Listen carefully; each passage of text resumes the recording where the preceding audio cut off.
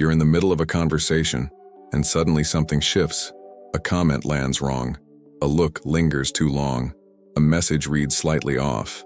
And before you've even decided what to do, you're already explaining, already typing, already clarifying, already building the case for why you're not what they think you are. You call it clarity. You call it being fair. But here's what's actually happening. You don't explain because you're rational. You explain because you can't tolerate the feeling of being misread. And that's not logic. That's a wound, with a very good vocabulary. And the dangerous part? The more intelligent you are, the worse this habit becomes. Because intelligent people can construct airtight arguments for every single reaction they should have simply let go. So the enemy was never the other person. The enemy was your own emotional reflection, dressed up as intelligence. In the next few minutes, you're going to learn something most people never realize: how to stop reacting without becoming cold, how to set limits without explaining yourself, and how to use silence, not as punishment, but as architecture. 8 rules. 1 identity shift. Because the moment you stop explaining yourself is the exact moment people start reading you as power. There's a story you tell yourself about why you explain things. You're thorough. You value being understood. You respect the other person enough to give them the full picture. It sounds mature. It sounds evolved. It isn't. Here's the truth that no one says out loud. Explaining feels like control.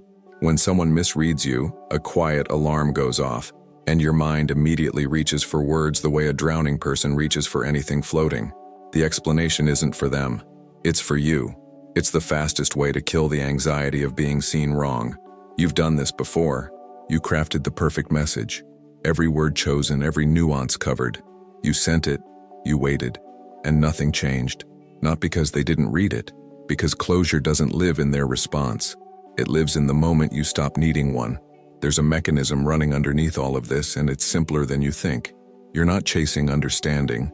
You're chasing relief, immediate relief, the kind that comes from feeling like you've regained some control over how someone sees you. And the longer you chase it, the more you hand that control over to them. Think about that. Every explanation you owe no one, every defense you build for a verdict that was never yours to fight, is a leash. And the person who demanded that explanation, they're already holding the other end. Intelligent people are especially vulnerable here, because justification feels like reasoning. It mimics wisdom. It has structure, evidence, nuance. But underneath the architecture it's still just fear with a law degree. You are not obligated to make yourself legible to everyone who chooses not to read you carefully. Clarity is not owed. Every time you react, you make a payment. Not with money. With something far more finite. Your nervous system, your focus, your emotional weight. And the devastating part is that most people spend it without even checking the price tag first. Here's what the psychology actually shows. Attention is investment. The moment you respond to a provocation, a snide comment, a passive-aggressive message, a colleague who undermines you in a meeting, you don't just acknowledge it. You confirm it has value. You tell the room and yourself that this thing was worth your energy. And people read that. Constantly. Silently. Status isn't built through dominance or volume. It's built through selective presence. When someone perceives that you're available to every emotional trigger thrown your direction, they unconsciously file you under a very specific category. Someone whose reactions can be managed. Someone reachable. Someone cheap. That's never the read you want. The hater who gets a response grows. The provocateur who meets silence starves. The arrogant colleague who expects your defensiveness and gets nothing instead suddenly has no script to follow. You didn't lose that exchange. You never entered it. But this requires a filter. One question, ruthlessly applied before every response. Does this deserve my nervous system? Not, am I right? Not, should I defend myself? Just that. Because being right costs nothing. Paying with your peace costs everything. Here's the ritual. 10 seconds. 1 breath. Then decide, which channel does this deserve? A direct answer, a boundary, or pure silence? Never skip the pause. The pause is where your power lives. Most people react. A few respond. Almost no one decides. My attention has a cost. Drop in the comments. My attention is expensive. There's something that happens in the mind of a person who expects your reaction and gets nothing instead. They wait. They check. They replay what they said, looking for the angle they missed. And then, because the human brain cannot tolerate an unfilled gap, they start to fill it themselves. With doubt, with projection, with the creeping suspicion that maybe they miscalculated. You didn't do anything. That's exactly the point. Silence creates a cognitive vacuum, and nature, psychological nature, abhors a vacuum just as violently as the physical kind. When you remove your reaction from the equation, you don't disappear from the dynamic. You become the gravity of it, the unseen force everything else orbits around. But there's something critical that needs to be said here, because this is where most content gets it dangerously wrong. Silence is punishment inside an intimate relationship, the cold withdrawal, the invisible wall, the treatment that says you don't exist to me right now. That is not strategy. That is damage. There is a line between strategic silence in the face of provocation and weaponized silence against someone who loves you. Know exactly which one you're holding. What we're building here is different. It's the silence you choose when someone throws bait, and you simply don't bite. You see the hook. You recognize the design. You return to your focus without ceremony, without announcement, without a single word that confirms you were even disturbed. The other person loses their psychological anchor. They had a script. You refused the role. And here's what that communicates. Not through words, but through the most eloquent channel available. I am not controlled by what you do. That's not coldness. That's architecture. Silence is a signal, not a weapon. Silence is control. Not everything deserves silence. That's the part most people miss when they first discover the power of not reacting. They swing to the opposite extreme, suddenly ignoring everything, swallowing things that actually require a response, confusing emotional discipline with emotional disappearance. And then something that needed to be addressed quietly metastasizes into something that couldn't be ignored at all. Real power isn't a single move. It's knowing which move. Every situation that tests you falls into one of three categories, and the moment you learn to sort them instantly, you stop bleeding energy into the wrong battles. The first level is ignore, bait, drama, provocation designed purely to pull you off your axis. Someone being provocative in a group chat, a comment engineered to trigger a reaction. Anything whose only fuel is your response. Here, silence isn't passive, it's surgical. You don't ignore it because you're weak.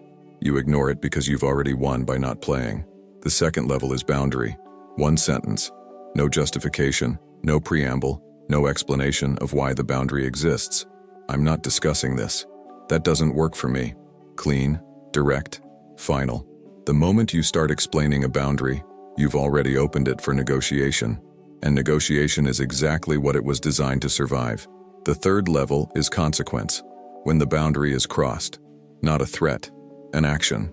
If that continues, I'm leaving. And then, if it continues, you leave. No drama, no announcement. The consequence speaks in a language that needs no translation. 3 levels, infinite situations. One principle holding all of it together. A limit is not a discussion. It is not a proposal waiting for approval. It is a decision, made by you, for you, requiring nothing from anyone else to be valid. A boundary is a decision, not a debate. Are you still debating your boundaries? There is a version of disappearing that looks like power but is built entirely from fear. You've seen it. Maybe you've lived it. The person who goes cold after conflict, who stops showing up, who makes their absence loud enough to function as a message. That's not strategy. That's avoidance wearing a mask. And underneath it, the emotional dependency is just as strong as it was before, maybe stronger. What we're talking about is something fundamentally different. Strategic withdrawal isn't about vanishing. It's about calibration. It's the quiet, deliberate decision to stop being emotionally available to everything and everyone that hasn't earned that access. You're still in the room. You're still present in the relationship, the friendship, the workplace. But you are no longer in the game of every person who wants to pull you into their orbit. Think about what constant availability actually communicates. When someone can reach you emotionally at any hour, on any topic, through any door, you stop being a person to them and start being a resource, something to be drawn from. And resources, by definition, don't have limits that are respected. They're used until they run out. Scarcity isn't manipulation, it's ecology. The friend who only hears from you when you choose to reach out values that call differently than the one who knows you'll always pick up. The colleague who can't predict your emotional response handles you with more precision than the one who has you mapped. The partner who knows you have an interior life that doesn't revolve around managing theirs, feels the weight of your presence in an entirely different way. You don't need to disappear to be felt. You need to stop being infinitely reachable. Be in the room, but not in everyone's game. Be reachable, not available. Drop in the comments. I choose my presence. Someone calls you incompetent in a meeting. A message arrives, rewriting something you know happened differently. A person you trusted says something that lands exactly where it was aimed. And something fires. Not a thought. A current. Fast, hot, immediate. Your chest tightens before your mind even processes the words. Your body is already 3 moves ahead, already defending, already constructing the response. That gap, between the trigger and the moment you regain yourself, that's where your power either lives or gets spent. Most people never examine that gap. They just live inside the reaction, convinced it's their personality. It isn't. It's a pattern, and patterns can be redesigned. Here's the reframe that changes everything. If it triggers you, it governs you. Not occasionally, consistently. Every time that specific nerve gets touched, whoever touched it gains temporary control of your direction, your tone, your decisions. They didn't even need to try hard. They just needed to know where the wire was. Indifference, real indifference, isn't numbness. It isn't the absence of feeling or the performance of not caring. It's something far more sophisticated. The ability to feel something and consciously choose not to feed it. To observe the current without becoming the current. This is sovereignty, not armor that keeps everything out, but a center so stable that what comes in doesn't reroute you. There's an exercise worth building into your daily architecture. When a trigger fires, before the response, before the spiral, name it in exactly 3 words. Disrespect, visibility, control, whatever it actually is, then release it. Not because it doesn't matter, because you matter more than the reaction it's asking for.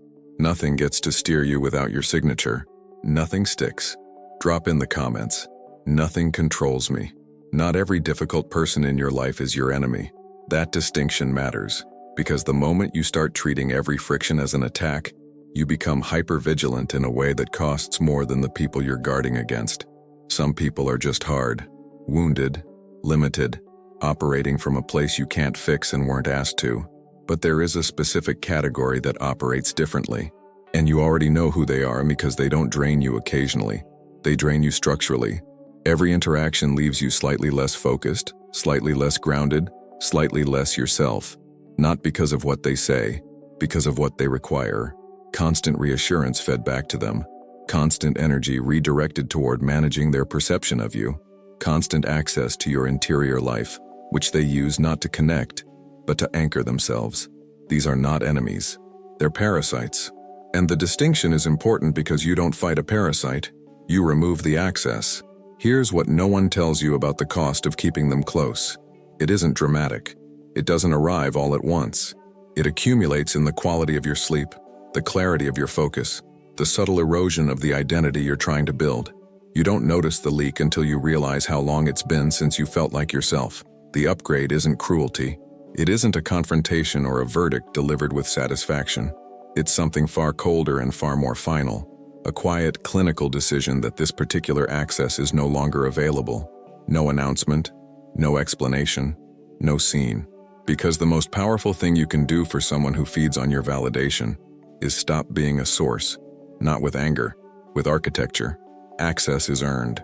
There is a specific kind of strength that looks from the outside exactly like nothing. No response, no visible reaction, no move made in any direction. And because we live in a culture that reads action as power and stillness as passivity, most people misidentify it completely. They see someone who didn't respond to a rumor and assume they didn't care. They see someone who didn't engage a competitor and assume they didn't notice. They see absence and read weakness. What they're actually watching is the most disciplined move on the board. Calculated inaction is not the same thing as procrastination. It is not avoidance dressed in patience. It is not the paralysis of someone who doesn't know what to do. Those states come from fear, and fear always leaks. You can feel it in the hesitation, the half-starts, the energy of someone frozen rather than still. This is different. This is the clarity of someone who looked at the situation, understood it completely, and made a sovereign decision that descending into it would cost more than it could ever return. Think about what happens when you don't respond to a rumor. You don't confirm its emotional charge. You don't give it the oxygen of your reaction. It reaches for you and finds no surface to grip. Slowly, without your drama feeding it, it collapses under its own weight. Your silence didn't just protect you. It dismantled the attack from the inside. The same logic applies to provocation, to competition, to anyone who needs you to come down to their level to feel relevant. When you don't descend, you don't just stay above it. You make the distance visible. Your absence becomes gravitational. People feel it without understanding why, and that is precisely the point. Don't descend. You've just been handed 8 rules that most people will never apply, because applying them requires something harder than knowledge. It requires the decision to stop performing your emotions for an audience that was never worth the show. Clarity is not owed. Your attention has a cost. Silence is a signal. Boundaries don't negotiate. Presence is selective. Nothing sticks.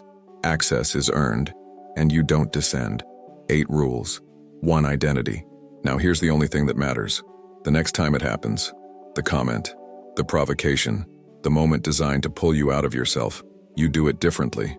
Not eventually, not when you feel ready. The next time, 24 hours from now, something will test this. Don't explain what you don't owe.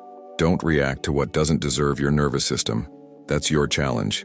24 hours, 1 rule at a time. Drop in the comments. I'm untouchable because I choose my response. Let me see who's actually building this.